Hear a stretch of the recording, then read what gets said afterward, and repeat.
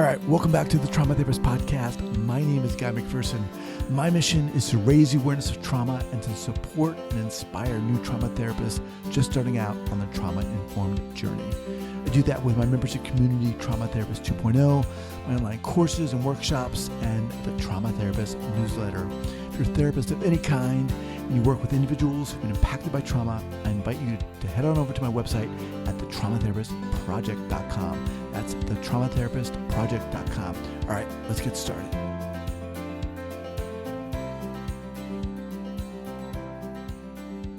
So 5, 4, 3, 2, and 1. All right, folks, welcome back to the Trauma Therapist Podcast. Guy McPherson here. Very excited to have my guest today, Phil Goldstein. Phil, welcome to the podcast. Thanks for having me. You're welcome. So Phil is a poet, editor, copywriter, journalist, and content marketer. His debut poetry collection, How to Bury a Boy at Sea, was published by Stillhouse Press in April 2022. In that collection, Phil is the architect of his own unburdening, offering a rare and unflinching glimpse into the effects of childhood sexual abuse from the male perspective. Equal parts fury and calm, Phil's poems contemplate family, faith, masculinity, and survival, delivering a powerful account of recovery through verse, from silence and shame to healing and rediscovered intimacy and agency. Phil, before we get going here, share with our listeners where you're from originally and where you are currently. Sure. So I'm originally from a town called Suffern, New York, which is about half an hour northwest of New York City. And I currently live in Washington, D.C. Okay, awesome. So let's just get into it. How did you get here such that we're talking on this podcast?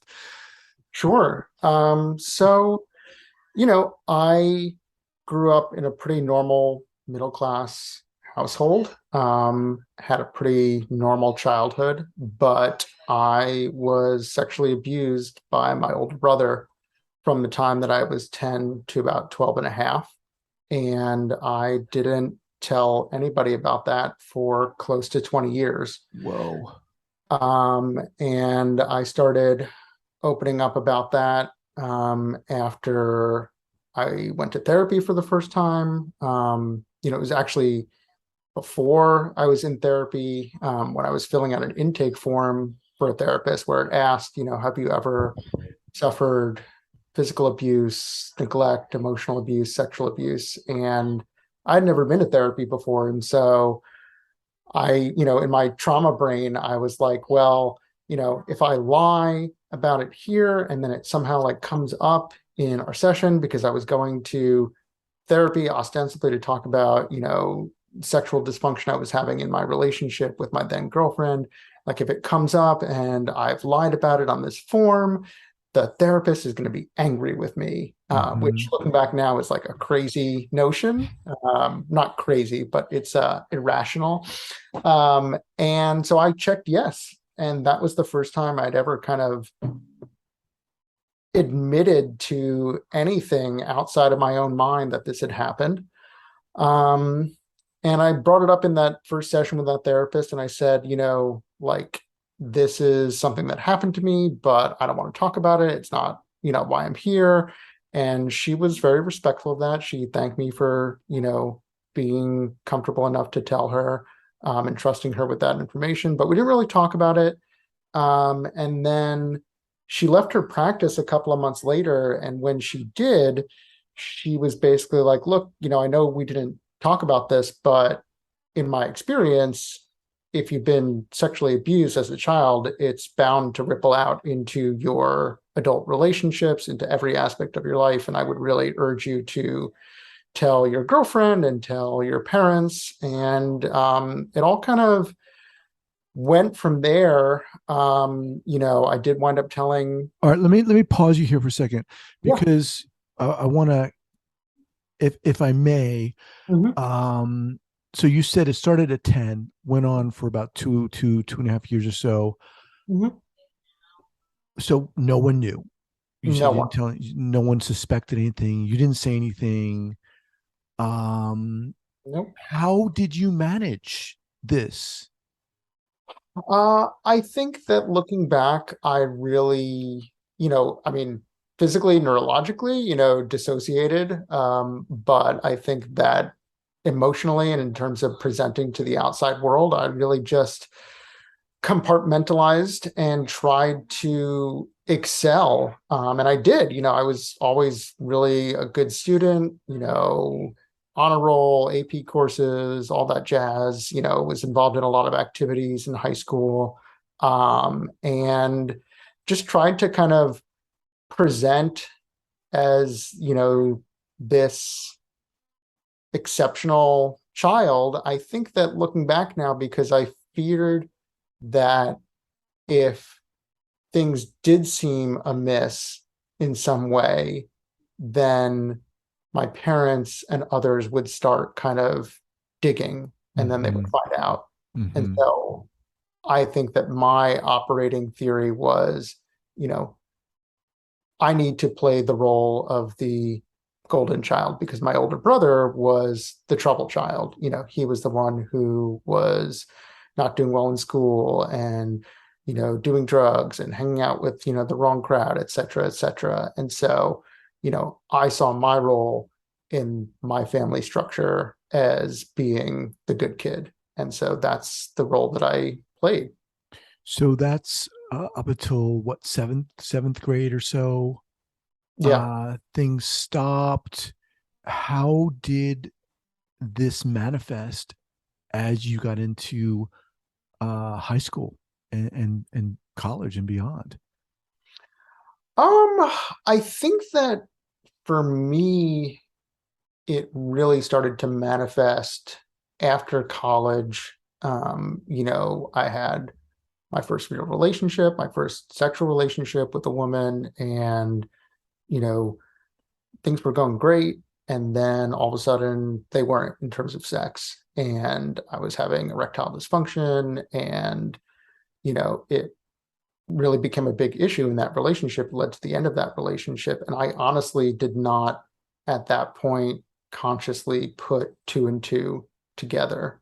And that happened quite a bit, throughout my 20s, with other women.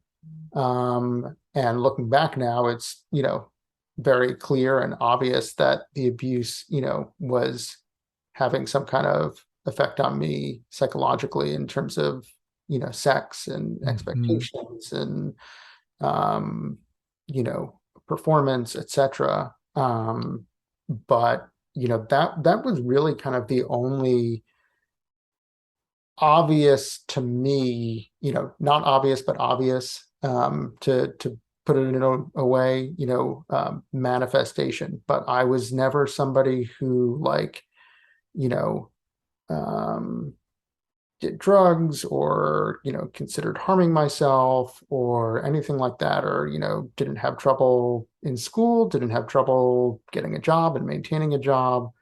I think that I was really compartmentalizing it Mm-hmm. up until, the moment at which I decided to talk about it out loud.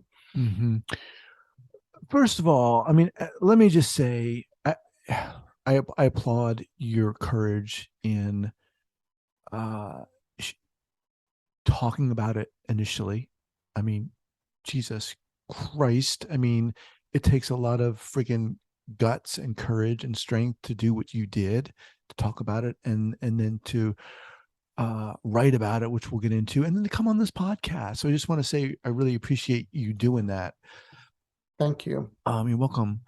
Um, so as you were growing up, this was kind of compartmentalized in a sense. It was not something that you thought about or flashed on and just like shut it down or. It's not that I was like, because I've met other survivors, who basically really repressed the memory and didn't have any memory of it until later on in life. It's not that, with me, it's not that I like didn't remember that it had happened. I just tried to really kind of shove it down and shove it aside and put it in this little box, um, and pretend like it didn't happen. Um, and so that's, just the way I operated. It's what I had to do to survive. Now, during that time, post the abuse, what was your relationship like your brother? What was your relationship like with him? Uh, we were never really that close. I mean, I think that we were really close, as close as kind of a brother who's 4.5 years older than you can be when I was a little kid. You know, but we were never really close because I just think that as we grew older, it became really clear kind of how different we were in terms of, our academic and intellectual abilities and pursuits and personalities and things that we were interested in. And so, we didn't have a particularly close relationship. We were, it's not like we outwardly like hated with each other and fought with each other, but we just weren't, super close. Like I have friends who have, siblings and they're like thick as thieves and, um, they they love each other and are, really connected with each other on different levels. And that just wasn't really us. Mm-hmm. So it got to a point, you said 20 years later, which isn't really uncommon for when stuff like this comes out. But you decided that you needed to say something. Walk us through how that realization came about for you.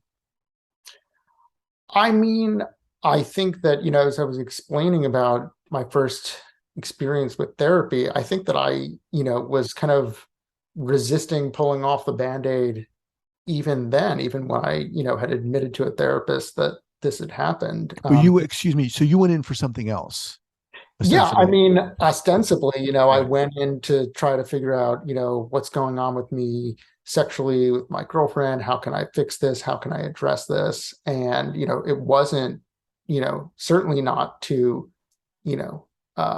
head on address the abuse and the trauma. Um, and I think that it wasn't until that therapist left her practice that I really came to the realization that, like, okay, like you can keep on keeping on as you've been doing, and things probably won't get better, or you can decide to do something different.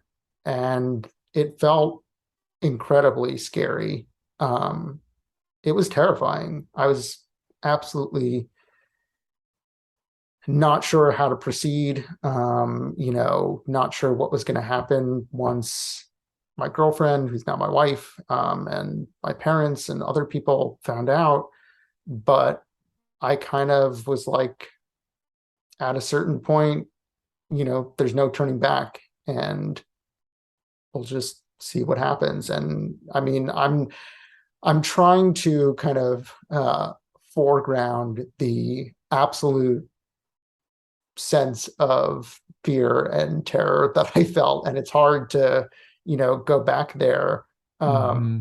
And just because so much has changed since then. But um, yeah, I was very uncertain and afraid. So as you began this, can we call it a healing journey? Your this Sure. process of addressing what was going on. Mhm. Um, did you begin to see a different therapist? Did you start telling people, sharing this with others? Yeah, it kind of unfolded uh, at first abruptly, and then kind of, with a little stumble, and then all at once. So, I mean, my girlfriend and I were at that point, seeing a couples therapist, and the therapist who was leaving her practice was like, you should tell her, and then she can help you come up with some kind of a plan to tell Jenny, who's now my wife, and it kind of backfired. And because like I had spoken to the couples therapist once, alone after a session, and like later on that week, maybe, or a week later, I was alone with Jenny and she was asking me about that and was like, what were you talking with her about? And I, hadn't yet told her, obviously. And then I just kind of, Jenny was pressing me, as I recall, about, what was going on. And, um, you know, it just kind of came out. And she was really the first person who I told outside of that therapist. And yeah, then I started telling family members who I felt close to, not my parents, I should say. I told cousins and aunts and uncles and those kind of folks. And then I told some friends. And what was difficult was at this time when I was telling people, and I had also, started seeing a new trauma focused therapist, was that my brother was getting married. And I was the best man at his wedding. Oh my God. And so up to this point had not said anything to him. not a word. This. Okay. Yeah. And yeah, and then the wedding happens and, I do best man speech and kind of extol how great a guy my brother is. And then after that, my parents and I got into this fight where like basically like my brother had offered to like cover a small amount of the cost of his bachelor party, and I'd accepted that, and they got really upset with me that I had done that, and were like, the best man always pays for everything at the bachelor party, and we raised you to be better than this, and what are you doing? And they're being so upset with this. At the same time, I'm holding this knowledge in my head that I'm gonna tell them about the abuse, and it was really hard to kind of square the circle there. And they were just really upset with me for months and months. And then eventually I told them in a letter that I sent to them, just because I felt like that would be the best way to get out what I needed to get out. I felt like if I did it kind of over the phone or over Zoom or whatever, that, it would just become too chaotic. Mm-hmm. And I was really honestly very nervous that they were not going to believe me, just because, I had been reading about, survivors not being believed. And there was this ridiculous dispute about the bachelor party.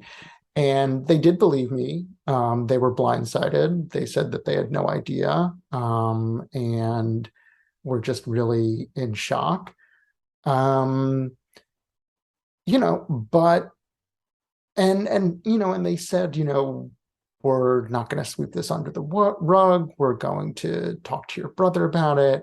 We're probably going to get a therapist. They spoke to my therapist to try to kind of understand what was going on, and she talked to them in kind of broad terms about, CSA and trauma and, what I've been going through and, why kids don't tell, the vast majority of the time, and things like that. And then, they started seeing a therapist and they wrote me a letter and were basically like, we're not gonna, we're sorry that this happened to you, that this happened under our roof.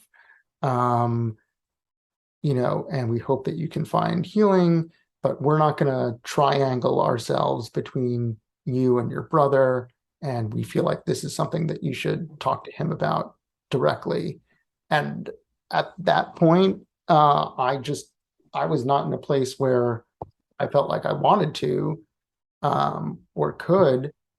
And I had really wanted them to confront him, and they refused. And, that kind of set off. I mean, they eventually did, and he admitted it to them that he had done it, but it kind of set off a, you know, reaction and a pattern of behavior that was really harmful and not helpful to me. Mm-hmm.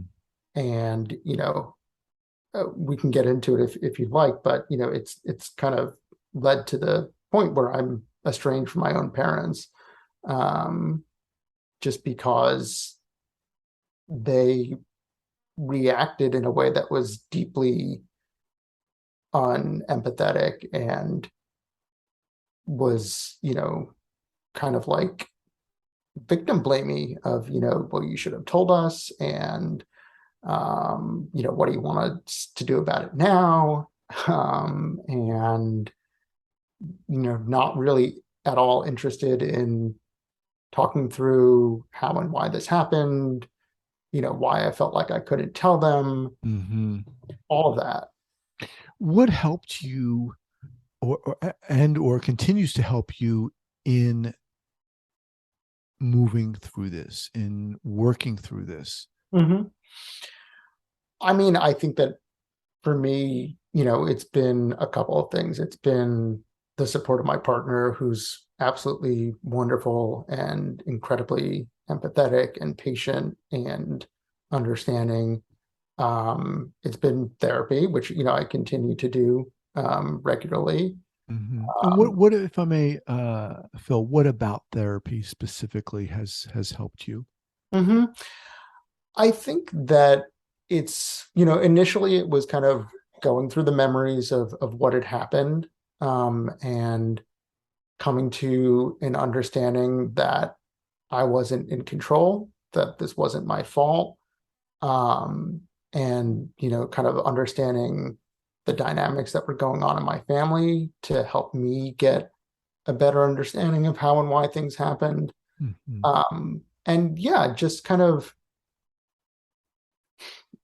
giving myself, you know, grace and um, the love and understanding that I didn't have as a child, and just, really kind of focusing in on the knowledge that I wasn't in control. This was something that was done to me. I wasn't in a position physically or emotionally where I could, you know, consent to being abused, uh, and that it wasn't my fault, and that I, you know, didn't tell anybody because I had to figure out a way to survive emotionally. And so I think that, kind of going through those beats, has been really helpful. It was helpful to be in therapy and have kind of an advocate for my feelings and what I was going through at a time when my parents weren't being supportive. So that was extremely helpful. And then the third thing is, creative writing and writing poetry. I always was a writer growing up.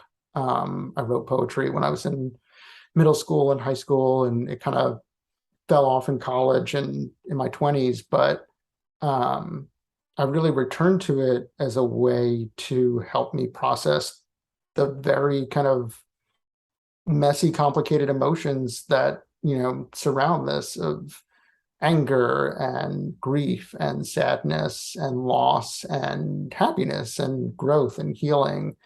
Um, and I think that were it not for the writing, I would not be, kind of where I am today in my journey. I think that's a perfect segue into the book, How to Bury a Boy at Sea. How did the book come about? So when I started the trauma therapy, this was back in spring of 2018, my therapist, encouraged me to write because I had told her, that I was a writer. And I started writing some poems. And after I'd had about, half a dozen to a dozen, Jenny was saying, you should write some more, maybe like consider writing enough to be a book.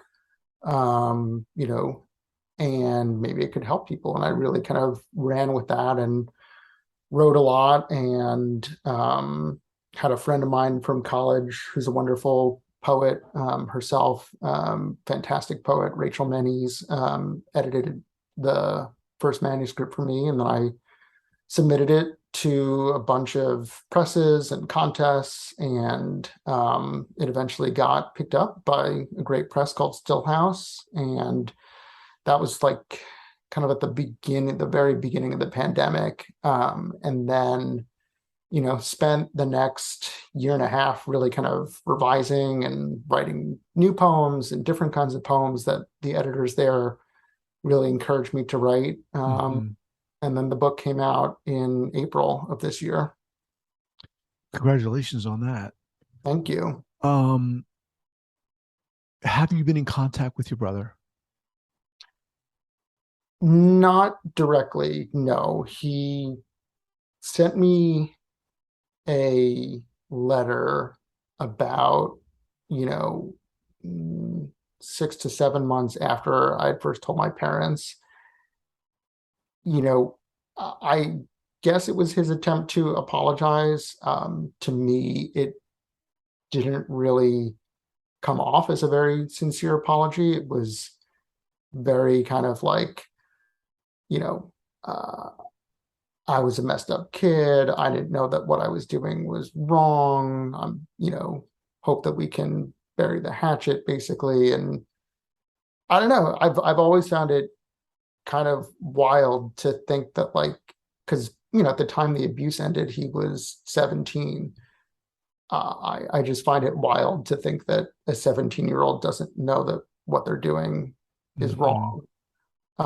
And didn't really kind of ask me how I was doing, what he could do to help me, and I didn't accept it. And I think my parents got really upset with that. And then he's, sent me a couple of other missives that have gotten progressively more, uh, you know, uh, angry and threatening, because, I think that he very much wanted me to absolve him and let him off the hook and then just Mhm. kind of move on. And I didn't want to do that. So, a couple of questions there. I Hmm. mean, I think the very fact of um, uh, being a male and having this experience and coming forward, how do you sit with that? I mean, like I said, I think it takes a lot of courage. I mean, it took me, I was bullied as a kid. It took me a long time to be able to talk about that.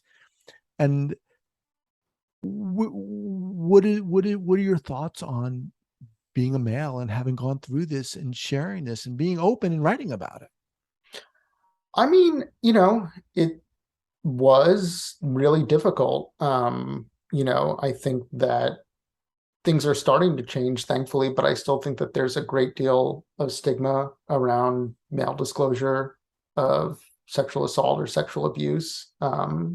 Just these really kind of harmful societal notions that, if this is something that's happened to you, you're not a real man, or why didn't you fight back, or, are you gay because this happened to you, and all that kind of, you know, BS, and I think that um, it's been really heartening to do kind of group therapy with other male survivors, which I did a few years ago, Mm-hmm. um, and to hear from and talk with other men who are survivors, and a couple of whom have reached out to me following the publication of the book, to tell me that they really appreciated the fact that I had written this book. And, you know, I'm obviously not the first guy to write a book, you know, or even write a book of poetry that, you know, deals with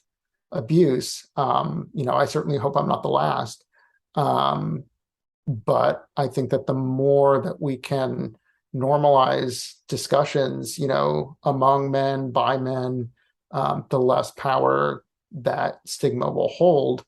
And you know, it's something that is going to take time. I think, like I said, I think it's getting better. You know, I think the documentary Leaving Neverland, you know, about Wade Robson and James Safechuck was really important for me and spurring me to kind of post publicly, you know, on social media about what had happened. That was about Michael Jackson, right? Correct. Yeah. Yeah. Okay. Those guys are fantastic. You know, hoping to connect with them at some point. You know, so I think that things are starting to open up and get, you know, more welcoming and accepting and understanding of men. And this is not to sort of diminish in any way, you know, the challenges that, you know, women face and have faced, you know, in dealing with sexual assault and sexual abuse, because, you know, statistically, there are many more girls who are sexually abused than boys. But I do think that in our culture, it is more normal to accept and hear stories like this from girls and women. Right. And I'm hoping that that starts to change, you know, around men and boys. Is there a pressure on you, or do you feel a pressure to forgive your brother? I think that certainly from my parents, that was there. Um, I think that they wanted me to forgive him, and then, you know, everybody would hug and shake hands and move on. Um, you know, I think that they wanted it to be over as quickly as possible. You know, there are some other family members that I think, you know, really wanted me to forgive him, but I think that, you know, most people in my life understood, as I do, that there's a big difference between someone apologizing to you or offering an apology and you accepting that apology or you forgiving them. Mm-hmm. Um, you know, they're just different things. And just because somebody apologizes to you doesn't mean that you have to accept the apology or forgive them. You know, do you feel like the apology was genuine? Do you want to forgive them? Do you want to have a relationship with them? And like I said, you know, my relationship with my brother was never particularly close. So I didn't really feel like I needed to sort of go above and beyond to salvage a relationship with him, because there wasn't a, you know, very strong relationship to speak of. Mm-hmm. Yeah, it's an interesting thought to me, because sometimes you hear of um people who've had their kids, you know, killed by someone, and the parents go into the prison and they end up talking to the killer and forgiving them. Is it necessary for you to, I guess, how do you work through that relationship with your brother?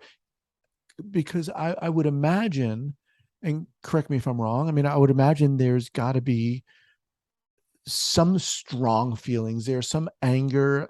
How do you hold that? Yeah, I mean, I think that for a long time, I didn't allow myself to feel anger. And, you know, I think that that's pretty common for people who've been abused, you know, to see anger as not justified or something to avoid. You know, and I certainly felt very angry at times, you know, especially in the first year or two after I disclosed. in part because, I think that it was anger that I probably should have felt more concentratedly towards my brother that I was directing maybe at my parents, because I felt like they were either taking his side or were not really kind of rushing to my side. I felt like I'm the one who's been harmed. You should be in my corner or try to Mhm. empathize with me and see things from my point of view. And I think that they were like, well, you're both our sons, and so we're trying to help both of you. And I think that angered me, because it's like, well, but what did I do? I'm Right. the one who was abused.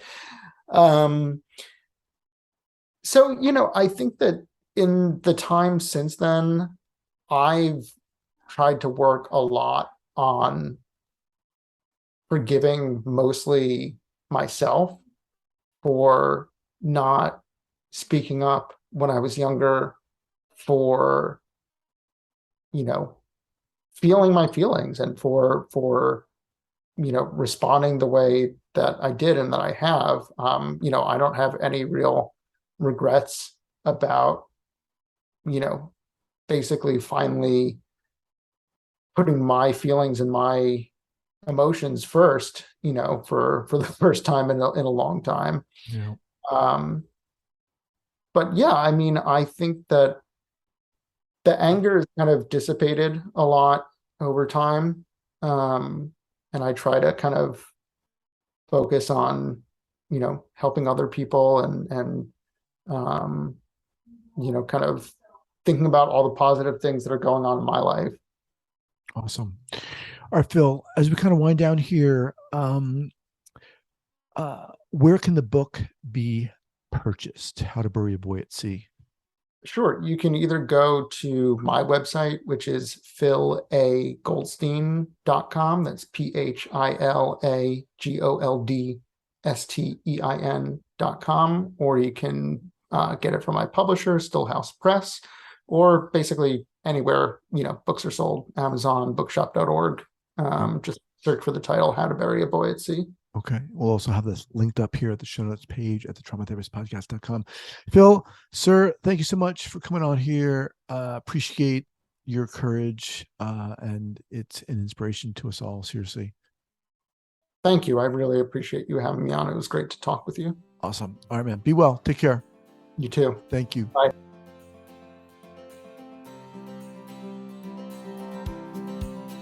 Thank you so much for listening and supporting this podcast.